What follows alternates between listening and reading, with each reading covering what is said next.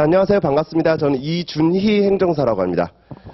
우리 학원에서는 절차론 수업을 오전에 할 거고, 토요일 날, 그 다음에 저녁에, 오후에는 사무관리론 수업을 하게 될 거예요. 그러니까, 토요일, 이 황금 같은 토요일을 저랑 계속 같이 보내셔야 되거든요. 그래서 저를 좀 많이 좋아해 주셔야 돼요. 예, 왜냐면은 제가 가르치는 과목이 좀 재미가 없어요. 절차론도 그렇고, 그래도 절차론은 조금 나요. 근데 사무관리론도 그렇고, 좀 어떻게 보면 암기량이 많고, 내용적인 설명이 그렇게 많지가 않은 과목이에요. 그러다 보니까, 되게 지겨우세요. 그러면은 저까지 싫어하신다면 오늘 오기가 되게 싫은 날이 되겠죠. 여러분들이 지금 12월에 오셨어요. 그러면은 물론 2차를 대비하시는 분들도 있겠지만 1, 2차를 같이 대비한다는 가정하에 행정사는 그래도 좀 동차로 합격하는 경우가 많으니까 1, 2차를 같이 대비한다는 그 가정하에 12월부터 해서 지금 12월부터 해서 2월까지가 아마 1순환 기본 강의가 있을 거예요. 강의가 있을 테고 11월에 이제 1차는 계속 진행이 되고 있겠죠, 지금. 우리 학원에서 듣고 있는지 아닌지는 제가 잘 모르겠지만 그 다음에 3, 4월에 이제 단문 정리라고 돼 있나? 단문 정리 강의가 될 테고 그 다음에 뭐 5월에 이때 뭐 핵심 3회 정도예요. 3회 수업으로 아마 핵심 정리가 될 거예요.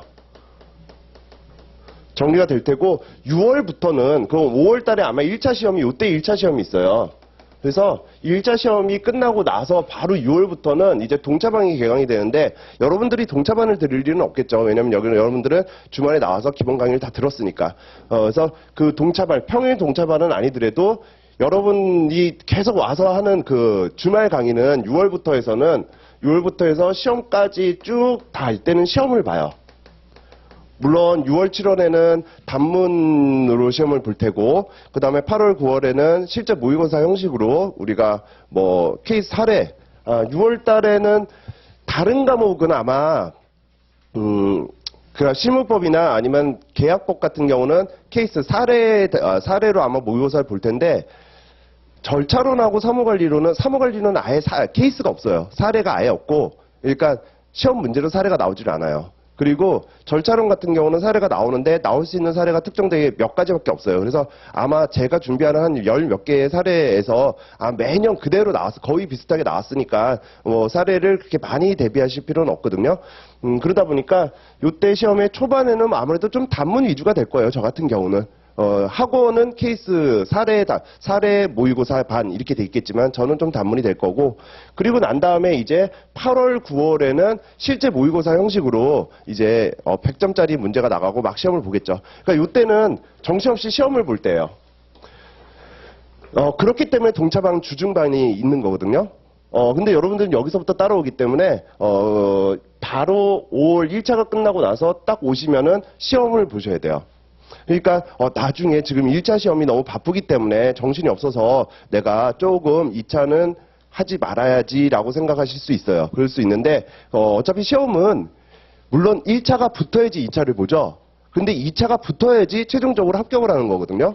그래서 올해 안에 끝난다고 생각을 하신다면은 아마 12월부터 시작하시는 게 맞을 거예요. 맞을 거고 대신에 제가 과목 설명에 대해서는 뭐 사무관리론 때 말씀드리기로 했으니까 그때는 그 얘기를 하는데 잠깐만 이렇게 얘기를 할게요. 제가 가르치는 두 과목 그러니까 행정절차론하고 그 다음에 사무관리론은 이거는 좀 암기가 많은 과목이에요. 암기가 많고 그 다음에 휘발성이 강하다고 하나? 외우고 나면 잊어버리고 뭐 이런 과목이 두 과목이기 때문에 지금 외운다고 해가지고선 나중에 그 기억이 남는다 이런 건 아니에요. 이런 건 아니어서 복습을 절대 하실 필요는 없어요. 그러면 예습은요? 성가에서 예습을 하라고 하는 경우는 별로 없어요. 선행학습 금지법이 있다면서요.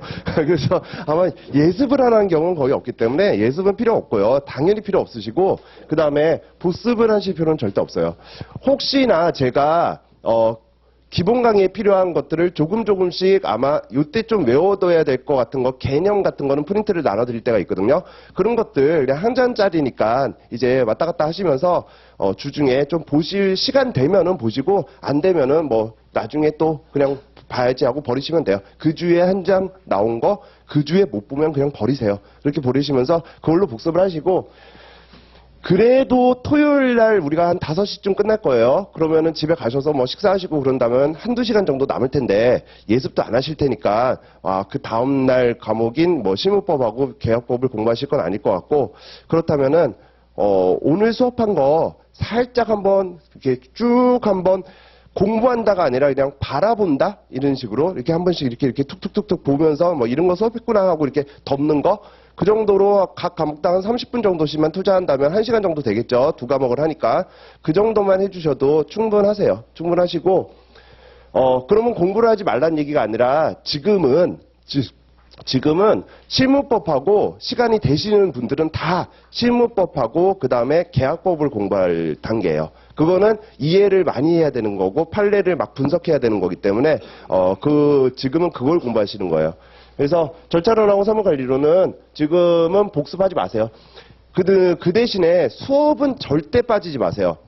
하루하루 와가지고선 크게 많이 나간 것 같지 않네라고 하더라도 그 결국 10회 안에 끝나게 되고요. 그러니까 10회보다도 훨씬 일찍 끝날 거예요. 아마 7회, 8회면 끝날 거고, 그러면은 7분의 1, 8분의 1을 그때 나가는 거예요. 그리고 제가 기본 강의 때는 최대한 뭐 암기나 시험에 이렇게 나와요 라는 말은 좀 아끼고, 저 같은 경우는 이런 거 시험 안 나와요. 이거 하세요. 뭐 이런 게 나중에는 좀 많거든요. 많은가? 좀 그렇게 수업을 하는 편인데, 기본 강의 때는 이거 중요해요. 뭐 이거 시험에 꼭 나와요. 이 부분은 보지 마세요. 이런 거는 좀 아낄 거예요. 그런 걸 안 하고 전체 정말 빠짐없이 다 한다라는 개념 하에 지금 기본 강의를 진행할 거거든요. 그러니까 지금 들어놓으셔야 돼요. 나중에 제가 3, 4월 달에는 단문으로 하다 보니까 앞에 있는 조문을 체크하지 못한다거나, 사무관리론 같은 경우는 편람을 체크하지 못한다거나 그렇게 돼요. 그러니까 기본 강의 때 그렇게 편람이라든지 법령을 다 체크할 거기 때문에 지금 빠지시면 안 돼요. 그리고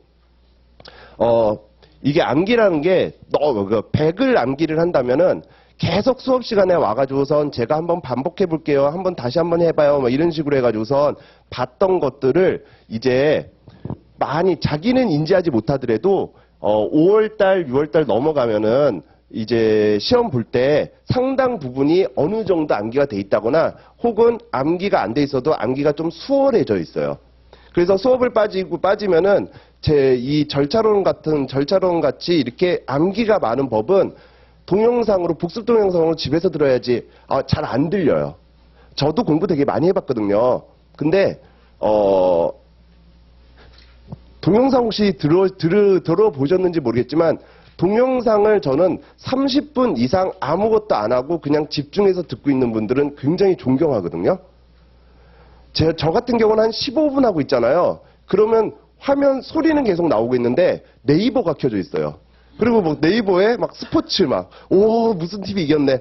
그 다음에 그것도 나면 막 지겨워가지고선 스포츠도 다 봐요. 그러고 난 다음에 지겨워가지고선 그때는 이제 웹툰을 봐요. 그래서 웹툰에 봤던 거 처음부터 막 해서 정주행한다고 하나? 처음부터 끝까지 막 다시 봐요. 이거 이렇게 재밌었구나 막 이러면서.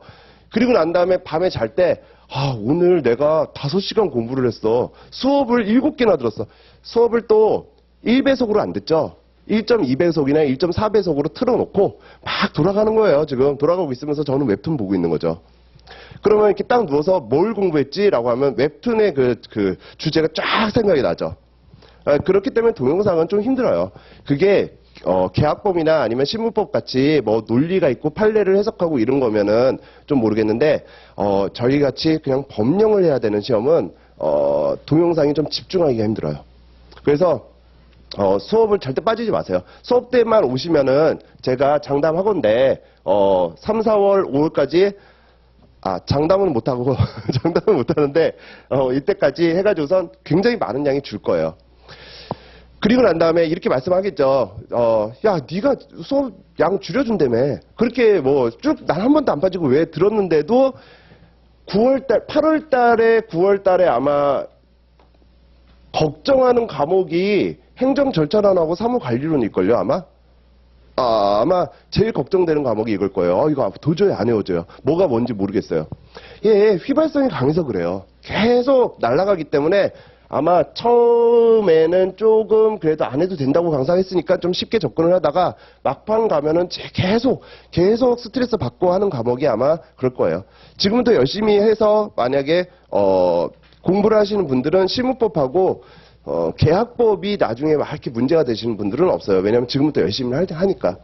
그래서 제가 이렇게 하지 말라고 해도 해서 복습을 안 했기 때문에 문제가 되는 게 아니라 지금부터 열심히 해도 막판에 문제가 되는 거고, 그러면 문제가 될 때 조금 덜 문제가 되느냐 아니면 좀 더 문제가 되느냐, 뭐 그 차이를 저는 줄여드리려고 하는 거니까 수업은 절대 빠지지 마세요.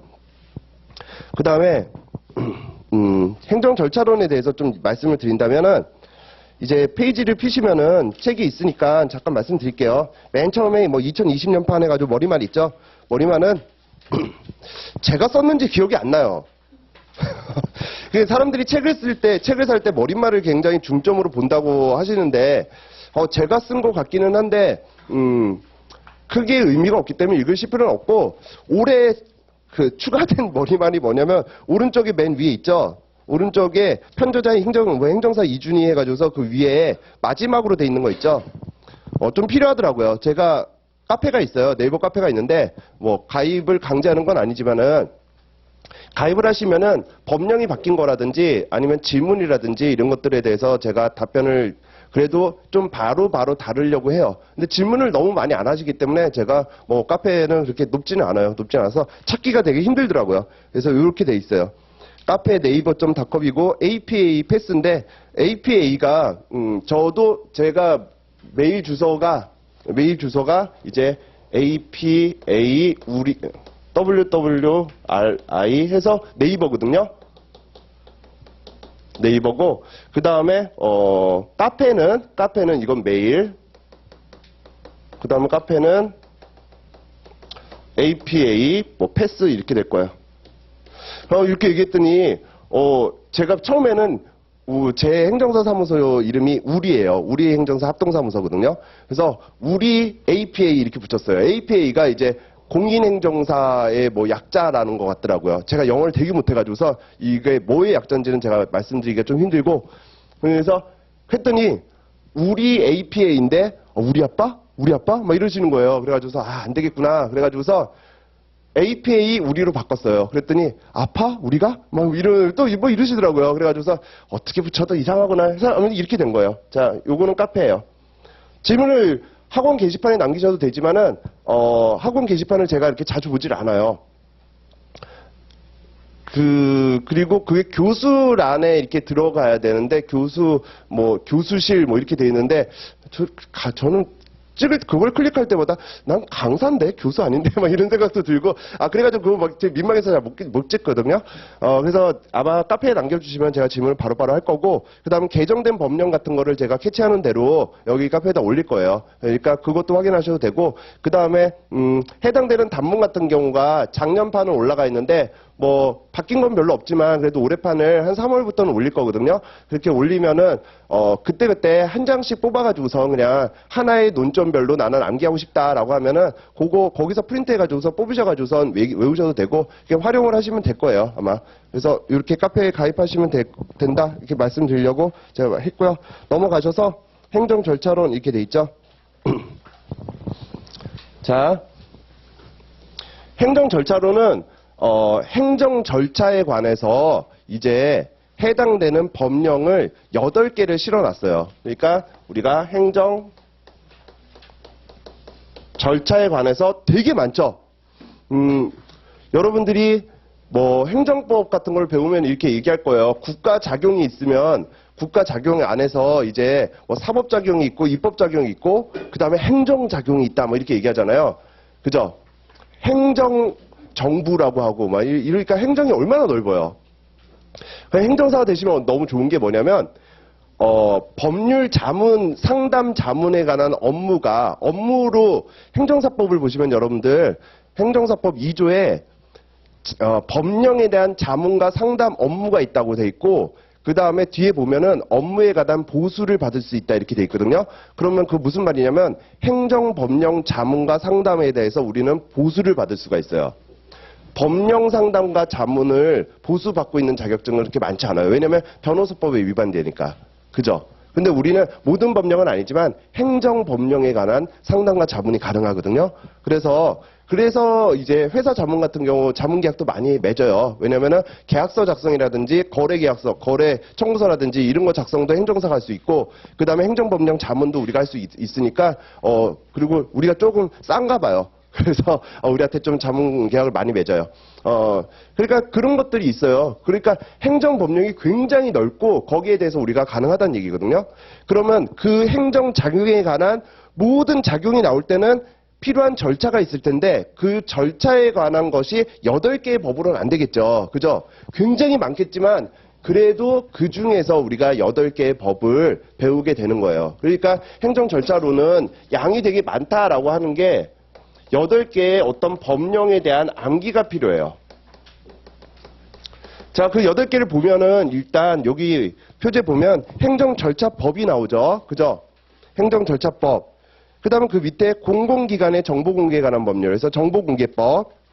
그 다음에 넘기시면 개인정보보호법, 질서위반행위 규제법, 행정조사기본법, 규제기본법, 주민등록법, 가족관계 등록에 관한 법률. 이렇게 해서 8개의 법을 배우게 돼요. 이 8개의 법을 배우느라고 암기하시려고요? 이거는 나중에 시험 보러 가실 때 당연히 시험범위라서 암기가 돼 있어요. 그래서 행정절차에 관해서는 이렇게 8개의 법이 있구나 이렇게 보시면 돼요.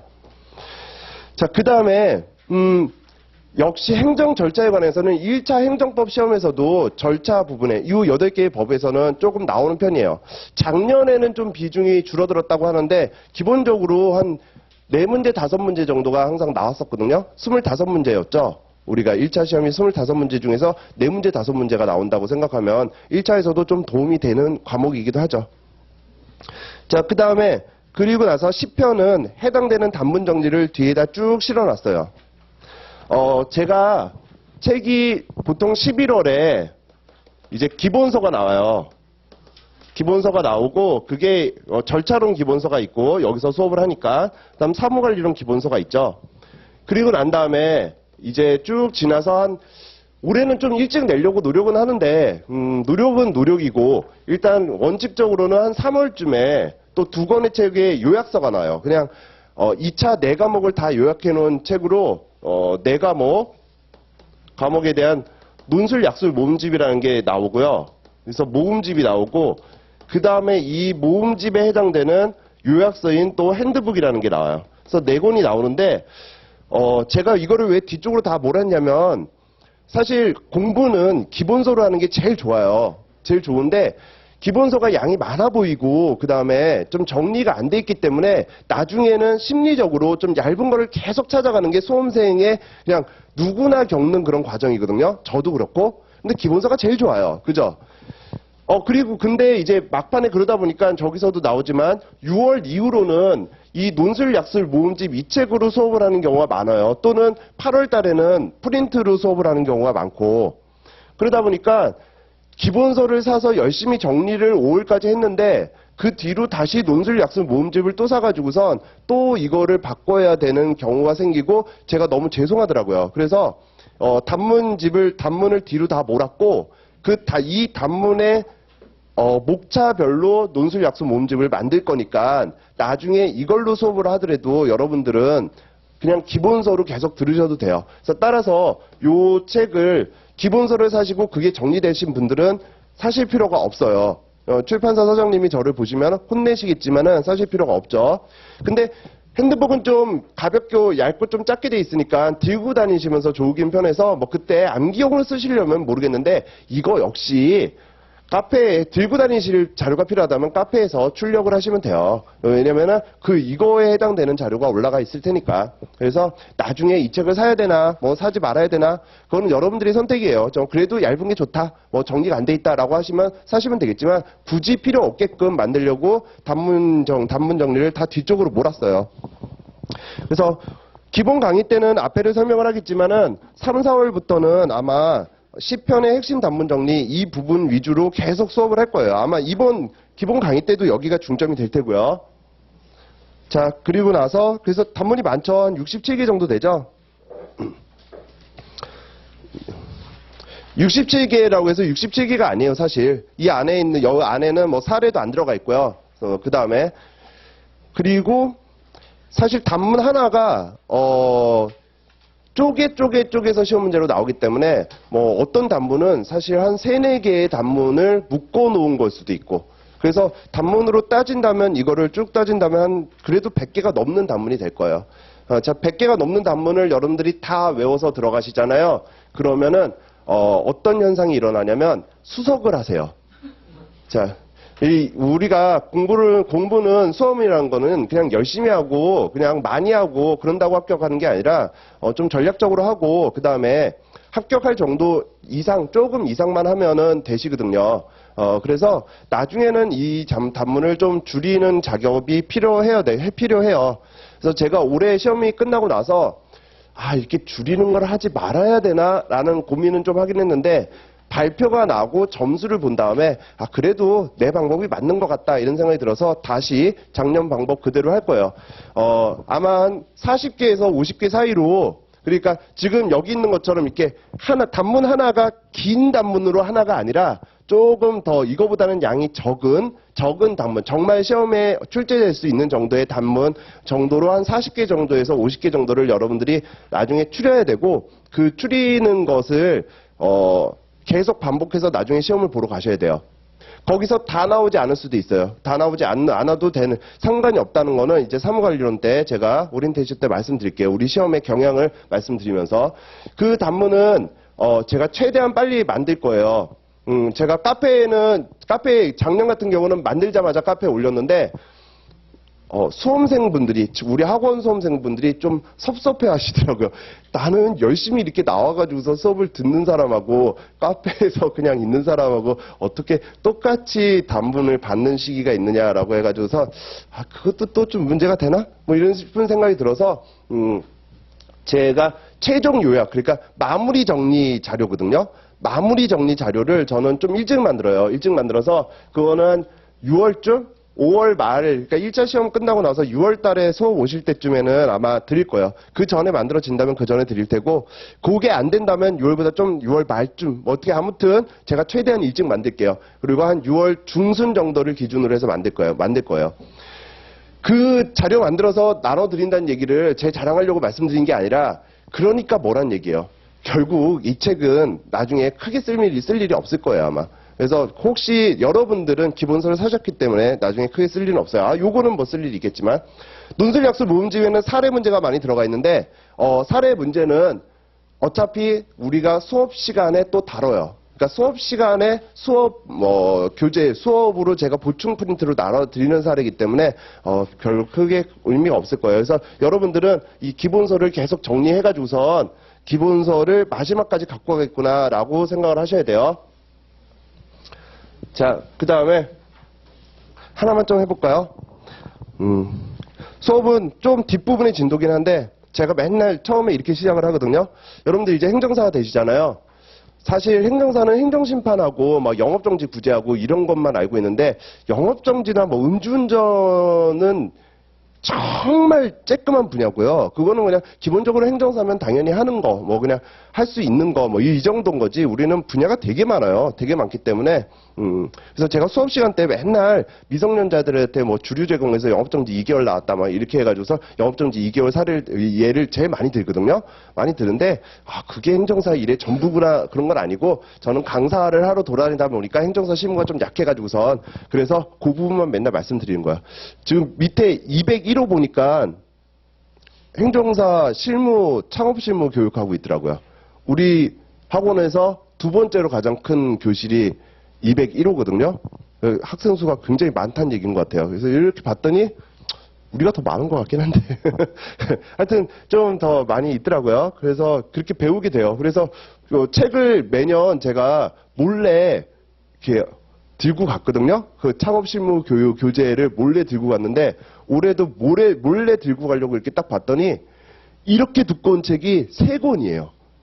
그 도저히 몰래 들고 나올 수가 없어요, 지금.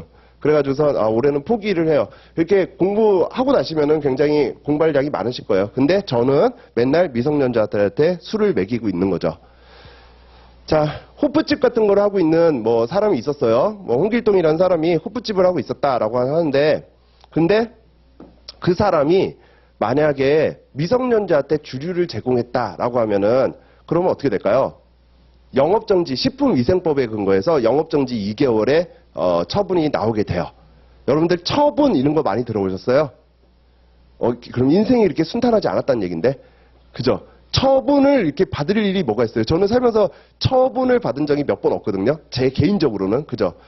여러분들 되게 쉽게 생각하는 그 처분이라는 단어가 사실 행정법에서는 굉장히 많은 의미를 갖고 있는 거라서 나중에 또 분석도 해야 되기는 해요.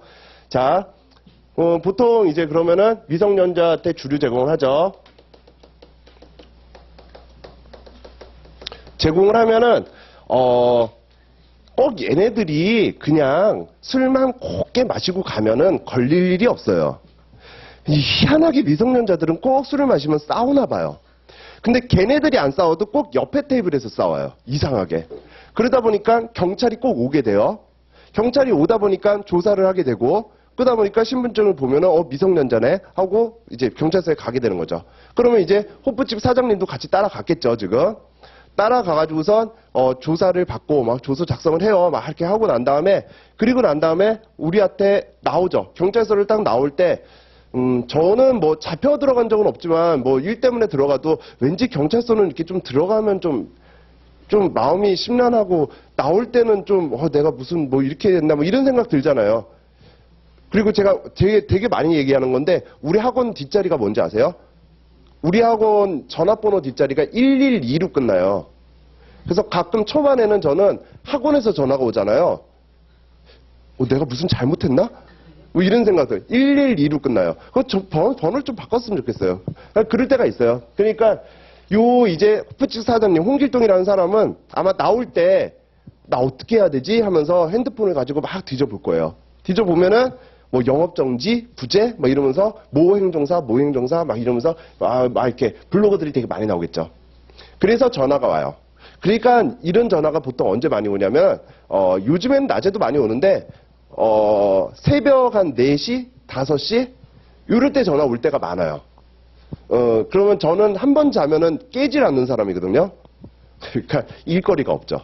여러분들 알람을 맞춰놓고 있으세요. 그리고 또 언제 많이 오냐면 24일에서 12월 24일에서 25일로 넘어갈 때, 이럴 때 있잖아요. 이때 미성년자들도 좋아하니까 술 많이 마시잖아요. 근데 전화 많이 와요, 이때.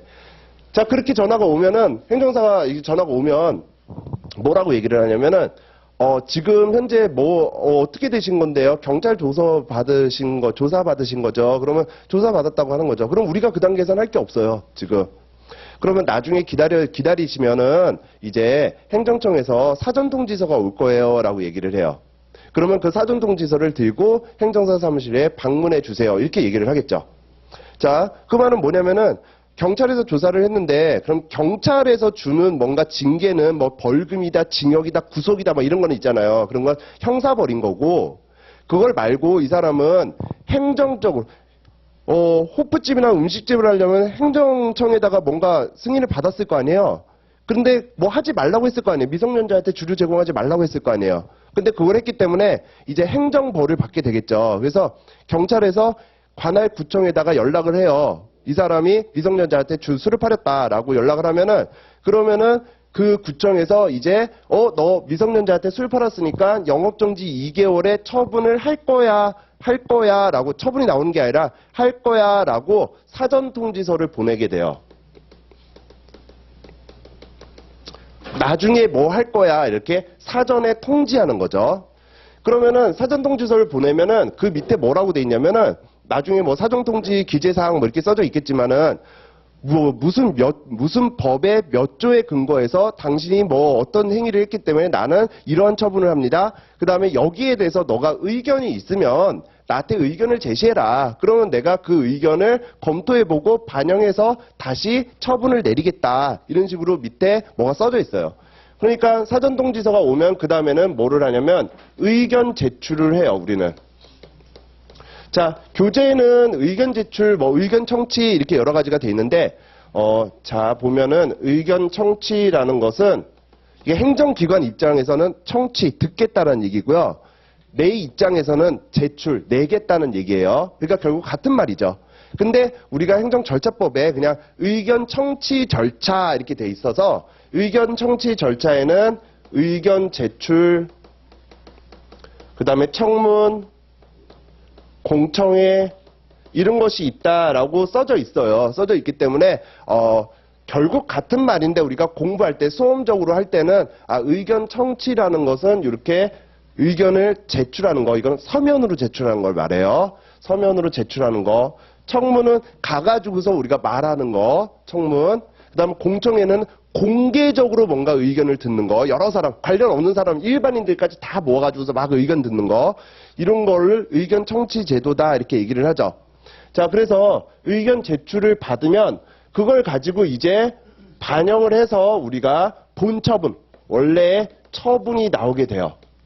그러면 처분장에는 여러분들 이게 처분장 사전통지서도 그렇고 처분장도 그렇고 처분장 이렇게 한 장 있으면 뭐 처분장 뭐 누구 뭐 홍길동 없어 어디 이렇게 있고 처분 영업정지 2개월 뭐 근거 조 몇 항의 근거에서 뭐 내립니다. 뭐 그다음 사유는 몇 월 며칠 날 당신이 뭐 미성년자 누구한테 술 팔았네 뭐 이렇게 써져 있겠죠. 그러면 몇 조 몇 항의 근거에서 몇 월 며칠 날 술 팔았네, 어이구 너 나쁜 놈 뭐 이렇게 써져 있는 거를 뭐라고 해요? 그거를 이유부기라고 해요. 그러니까 그 처분을 내리는 이유가 적혀서 나왔다는 얘기겠죠. 그죠? 그래서 이 처분에는 이유부기가 돼 있어요. 자, 그리고 난 다음에 그 처분장 맨 밑에 보면 뭐라고 써져 있냐면 당신이 여기에 불복할 경우에는 뭐 이의 신청할 수 있다 또는 행정심판 제기할 수 있다 그 다음에 또는 행정소송할 수 있다. 이 행정심판을 할 때는 어디로 해라, 행정소송할 때는 어디로 해라 이렇게 해서 불복수단을 고지해준다 얘기를 해요. 불복수단을 알리는 거, 그래서 고지해준다 하거든요. 그러면 그 고지에 따라서 우리가 뭐를 하냐면은 행정심판을 제기하겠죠. 우리는 행정사니까 행정심판을 하겠죠. 변호사는 아니기 때문에 소송은 못할 테고 그래서 심판을 제기할 거예요. 자, 그러면은 제가 이 노란색으로 썼잖아요. 이 노란색으로 쓰는 거는 뭐냐면 지금 요 처분이 나오기 위한 뭔가 사전의 절차를 우리가 노란색으로 긋은 거예요. 그러니까 사전에 통지를 하고 그 다음에 의견 제출을 받아서 이걸 반영해서 이유를 쓴 처분장이 나오잖아요. 그죠? 그럼 이걸 뭐라고요? 지금 처분이 나오기 위한 사전의 구제 절차다 이렇게 얘기를 해요. 그럼 이 사전 구제 절차를 지금 언제 배우는 거예요? 행정 절차론에서 배우는 거고요. 그 다음에 그러면 이 뒤에 이 처분에 대해서 이제 행정사가 개입을 해가지고선 뭐를 해요? 행정심판을 막 할 거 아니에요? 그거는 이제 행정사 실무법에서 행정심판법으로 배우는 거고요. 되셨죠? 근데 이게 연관이 되기 때문에 제가 수업을 하다 보면은 행정심판 부분까지 여러분들한테 같이 수업을 할 수밖에 없는 경우도 있어요. 그럼 외국어 번역 행정사 같은 경우는 이 행정심판법이 시험 범위는 아니지만 알아두시면 좋은 부분이 있기 때문에 이해가 되기 때문에 그냥 편안하게 들으시면 돼요. 그 다음에 또 행정사 실무법 선생은 이렇게 얘기를 하겠죠. 행정 절차론의 내용을 또 설명을 할 거예요. 왜냐하면은 행정사 실무법에서 행정심판법 사례가 굉장히 중요한데 그 사례가 항상 절차론에 있는 부분을 많이 따와서 시험 문제를 내요. 행정 절차의 뭐 독자적 위법성에 대해서 한번 나왔죠. 신뢰 보호도 한번 나왔죠. 그 다음에 정보 공개에 관해서는 2번 나왔죠. 물론 그걸 바탕으로 행정 심판하는 게 나왔지만은 아무튼 주제가 그런 쪽으로 나오기 때문에 또 행정실무법 선생은 또 그거에 관해서 또 얘기를 하겠죠. 그래서 두 사람 거를 같이 취합을 하면은 두 과목이 조금 더 연계가 될 거예요 아마. 자, 그렇게 나가게 되겠죠. 이게 사전적 구제 수단을 우리가 배우는 게 행정 절차예요. 그 말이 이제 2페이지에 나와 있어요. 자, 2페이지에 나와 있고 잠시만 제가 수업을 할 때 몇 가지 주의사항을 안 드리고 갔네요. 일단 수업 중에 질문은 좀 죄송하지만은 수업 중에는 하지 마시고요. 왜냐면 제가 수업을 막 하고 있는데 막 손 들어가지고 질문을 하시면은 다른 분들의 흐름이 끊겨요. 저는 상관없거든요. 저는 상관없는데 다른 분들의 흐름이 끊긴다거나 저도 또 질문 받고 나면 그래서 어디까지 했죠? 막 이런 생각이 들어가지고서 가끔 저도 흐름이 끊기기도 하고 그다음에 동영상 듣는 분들은 뭔 소리를 하는지 몰라요. 우리가 네 되셨죠? 그럼 동영상 분들은 뭐가 됐다는 건데 뭐 이러고 끝나기 때문에 정말 죄송하지만 쉬는 시간에 질문을 해주시거나 수업이 다 끝난 다음에 질문을 해주시면 돼요. 그러면은 제가 시간이 좀 많은 사람이라서 질문 다 받아드리고, 아니면은 제 얼굴이 너무 뵈기가 싫다 싶으신 분들은 뭐 카페에다가 질문을 하시면 돼요. 자, 그 다음에 필기하지 마세요. 필기를 열심히 하고 계시는데 뭐 자기가 연습장에다가 이렇게 필기해 보시는 건 나쁘지 않은데 책에다가 필기하지 마세요. 왜 책에다 필기하지 마시라고 하냐면은 저도 수험 때 되게 많이 공부를 할 때 막 책에다가 막 이렇게 색깔도 긋고 막 이렇게 필기하고 그러면 내가 되게 공부 열심히 한 것 같고 막 흐뭇하잖아요. 근데 이거 결국 이 책 제가 썼거든요. 근데 이 책에 없는 내용을 제가 말씀을 드리는 거는 책에 있는 내용보다 더 중요하기 때문에 몰래 숨겨놨다가 말씀드리는 게 아니라 그냥 설명을 부연적으로 하는 거예요. 근데 여러분들이 막 필기를 해놓잖아요. 그럼 나중에 어떻게 되냐면은 필기한 것만 자꾸 보게 돼요. 그러니까 책의 내용을 안 보고. 그리고 그 다음에 지금은 여러분들이 처음 들으시죠. 처음 들으실 때는 자꾸 막 이것저것 밑줄을 치게 되거든요. 근데 사실상 지금은 기본 강의이기 때문에 제가 말씀드리는 것도 되게 많아요. 그리고 정말 중요한 것들은 나중에 오히려 더 밑줄을 쳐야 될 경우도 있는데 밑줄이 너무 많이 쳐져 있기 때문에 책이 정리가 안 돼요. 그래서 기본 강의 때는 최대한 밑줄도 치지 마시고 그 다음에 필기도 하지 마세요. 제가 혹시 필요하면 여기다가 조금 체크해 놓으세요. 또는 여기다가 요 말 쓰세요 라는 말씀을 드릴 거예요. 드릴 거니까 제 수업 때는 이렇게 하지 마세요. 그러면은 여러분들이 더 힘들어지실 거예요. 원래 수업을 그냥 가만히 앉아서 바라보고 있는 게 수업 듣는 것 중에 제일 어려운 수업이거든요. 그래도 좀 최대한 들으세요. 자, 그래서 여기까지 이제 행정 절차에 대해서 나왔고, 그 다음에 행정 절차의 기능이 옆에 있는데, 사전적 권리구제 기능, 뭐 실질적 법치행정의 구현, 민주행정의 구현, 뭐 국민 주권주의 구현, 뭐 적정화, 능률화, 공정성, 투명성, 신중성을 확보할 수 있다. 뭐 그러네요. 여러분들이 향후 앞으로 인생에서 다시 볼 일이 없는 부분이에요. 아시겠죠? 자, 넘어가세요. 넘어가셔서 4페이지 부분 볼게요. 자, 4페이지를 다 나가기에는 시간이 너무 적어서, 남은 시간이 적어서 제가 판례 하나만 소개를 하고, 어차피 이거는 지금 샘플 강의 뭐 오리엔테이션으로 들어간 수업이기 때문에 판례 하나만 수업을 하고 잠깐 쉬었다가 그렇다가 이제 정상적인 수업을 나가게 될 거예요. 자, 5페이지 옆에 5페이지에 양가로 3번에 있는 판례인데 그 판례도 판례 전문은 뒤에 8페이지인가에 나와 있기는 해요. 판례 요지는. 그러니까 잠깐만 설명을 들어볼게요. 우리. 자, 주류도매업 면허 취소 사건인데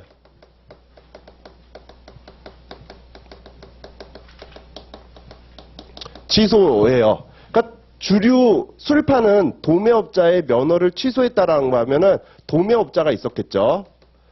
도매업자가 이렇게 우리가 A라는 사람이 있어요. 그럼 도매업자는 거래처가 굉장히 많겠죠. 그죠? 그러니까 뭐 B라는 거래처, C라는 거래처, D라는 거래처 뭐 이렇게 쭉 있을 거예요. 거래처들이 있는데 그 중에 이제 B가 무면허였어요. 그러니까 뭐 술을 팔 수 없는 사람이었나 보죠. 이 사람이 도매업자 A로부터 이제 술을 사간 거죠. 도매를 간 거예요. 그러니까 행정청이 이거를 안 거예요. 알아가지고서 B를 먼저 적발을 한 거죠. 그래서 B가 먼저 적발돼가지고서 이제 갔더니 가서 뭔가 조사를 받고 나왔겠죠. 조사를 받고 나와서 A한테 A를 찾아간 거예요. 그래서 야, 형, 나 걸렸어. A는 야, 그럼 어떡하냐? 나도 걸리는 거냐? 막 큰일 났네. 둘이 막 그런 거예요, 지금. 그래서 A는 B가 걸렸다는 사정을 알고 있었어요, 지금. 둘이 형동생했는지는 저도 몰라요. 근데 아무튼 알고 있었어요. 자, 알고 있었는데 그러다가 이제 어느 날 A한테 처분장이 날라온 거죠. 처분 통지서가 날라왔는데 거기 뭐가 돼 있었냐면 주세법 몇 조에 근거하여 당신의 면허를 취소합니다. 이렇게 써져 있었어요.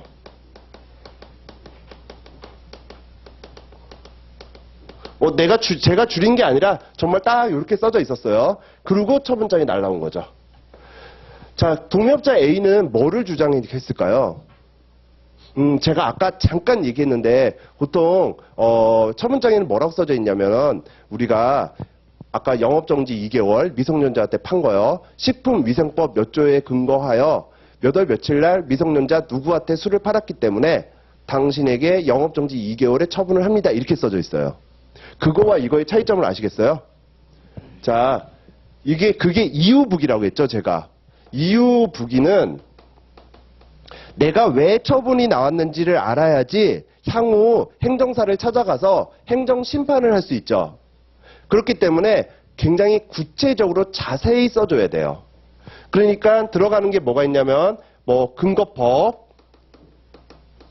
그 다음에 해당 조항, 그 다음에 원인사실, 그 다음에 재량행위라면 뭔가 전후사정, 그 다음에 5번째는 원인사실에 해당되는 건데 여기다 쓸게요. 5번째는 원인사실의 모든 사실이 아니라 주요 법률 요건 사실이 써져 있어야지 이유부기를 구체적으로 한 것이 돼요. 그래서 이유부기의 개념도 뭐냐면 법적 사실적 근거를 구체적으로 알려줘야 한다. 이렇게 돼 있거든요. 자, 그러면 여기다 적용을 시켜볼게요. 근거법, 주세법, 해당 조항 몇 조에 근거에서 면허를 취소합니다. 뭐가 빠졌어요? 원인사실이 빠졌죠, 지금. 그러니까 이유부기가 어떻게 된 거예요? 구체적이지 못한 거예요. 그러면 구체적이지 못한 이유부기는 하자가 있는 거거든요. 그럼 이유부기는 제가 지금 뭐라고 했냐면 처분이 나오기 위한 어떤 절차라고 얘기했죠. 그러면 이 도매업자 A는 뭐를 주장할까요? 절차 하자를 주장했겠죠. 절차 하자를 주장했을 거예요. 자, 그러니까 절차 하자를 주장했다면은 지금 자, 여기까지 되셨죠? 요거에 대한 설명은 또 다시 좀 이따가 할게요. 그래서 절차 하자를 주장을 했어요. 하자를 주장을 했더니 결론만 말씀을 드릴게요. 왜냐면 우리가 그 뒤에 단어니까 절차 하자를 주장해서 그게 행정심판위원회에서 받아들여진 거죠. 그럼 행정심판위원회가 그 사람의 주장을 받아들였다라는 얘기는 인용했다 이렇게 얘기를 하거든요. 그러면 인용했다라는 거는 그 처분이 어떻게 된다는 얘기예요? 없어진다는 얘기예요. 그래서 주류 도매업 면허 취소 처분을 취소하게 되죠. 그래서 처분이 취소됐다는 얘기죠. 그러면은 자 볼게요. B라는 사람한테 도매업자 A가 술 판 거 맞죠? 그런 거는 실체적인 내용이에요. 실제 있었던 내용이니까 실체적 내용이에요. 그죠? 그래서 실체적인 하자가 있었나요? 이 영업정지, 면허 취소 처분에 진짜 무면허인 B한테 술 팔았잖아요. 그러니까 이 사람은 면허가 취소돼야 될 실체적 사항이 있는 사람이죠. 그럼 실체적 하자는 없어요. 실체적 하자는 없는데 그거를 처리하는 과정에서 절차만 하자가 있을 뿐이죠. 근데 이렇게 절차만 하자가 있는 거 가지고 뭐를 했어요? 처분을 취소했다라는 얘기는 그 처분을 위법하다고 얘기를 한 거예요. 절차의 하자만으로. 되셨죠? 그러면 이게 또 왜 문제가 되고 이거에 관해서 왜 논의를 해야 되는지는 이제 쉬었다가 들어가 볼게요.